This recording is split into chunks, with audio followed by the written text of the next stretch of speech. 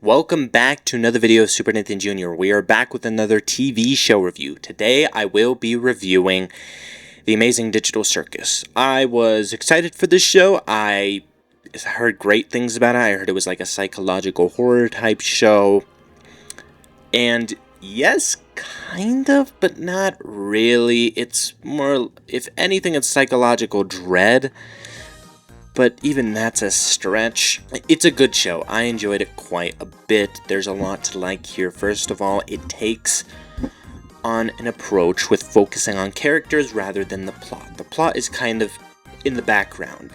Like, when the plot's here, it's great, but when it's not, it's focused on individual character attributes along with, like, how they're developing and what their mental states are going to be like, such as especially focusing on Jax and Pomni, of course.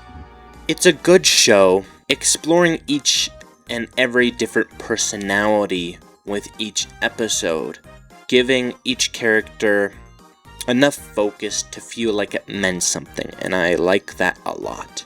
They focus, for example, on Gangle in episode 4 in the fast food restaurant. Obviously, they're going to focus on Pomni in lots of different sections. They focused on Jax in the finale episode. The rest of the characters didn't necessarily need a focus on because they weren't necessarily important or breaking, I guess is a way to put it. And the way they tied in Jax into all of it by the end is interesting. What this story lacks is that there's a lot of implications that something grand or towards something grand, or that some sort of climax that they were building up towards, and then they kind of don't, and it ends up being, oh, well, the characters in the show just turned out to be clones of people in real life, so they can't escape. And it's like, that works, but I think they executed it pretty poorly because they kind of briefly glimpsed over it and then kind of moved on to the next thing. I didn't like that very much. I didn't like that approach at all, given that that's what made the episodes feel so powerful beforehand. It felt like they were building to something big, and I was excited for it, and then that was it. I didn't like that approach, but it's a fun movie. It's fun to see them all interact with each other and get progressively more intense with their emotions as they get more comfortable with one another and less or struggle with their communication problems, along with developing Kane as a character, which he is coded to help the players or the characters through this and to the best of his abilities. And they explore these themes pretty well. I like the different usages of animation, whether it be intentionally really bad rendered sharks in the one episode, or else they have clipping out of bounds, like in the second episode.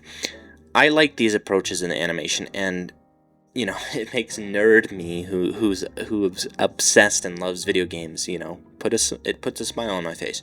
Outside of that, there's not a whole lot of depth here. They could have done a whole lot more with the character development, besides just Jax has mental problems and disassociates and copes with the fact that he's not feeling good inside. And then I didn't like this approach either. The way they concluded Jax is that they kind of want to make you feel bad for him. And it's like, yes, but also no. He also caused two people to abstract, and the implication behind that should be obvious. That's not a good person at all. So Jax did get the ending he deserved.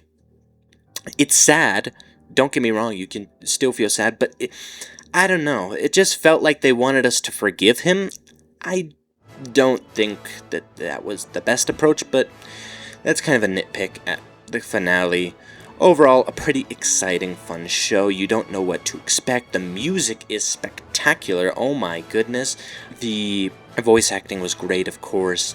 They put everything into their role, and apparently the voice actor for Jax himself didn't know anything about Jax when he started.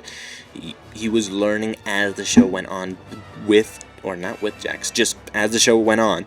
So he changed his voice and how he did it accordingly. That's just a fun fact. Not much more to explore here. It's fun. There's a bit of depth here. It had a pretty anticlimactic ending, but it works and it's satisfying. So I give it a 4 out of 5 or 7.5 out of 10. It's pretty good. I enjoyed it a lot. I had a fun time with it, but it certainly has some problems with it, which we can't overlook. So, what did you guys think of this show? Please leave your thoughts down below in the comments. Please drop a like if you like this video, and subscribe to my channel for more content like this. Thank you guys so much for watching. I'll catch you guys in the next one. Adios!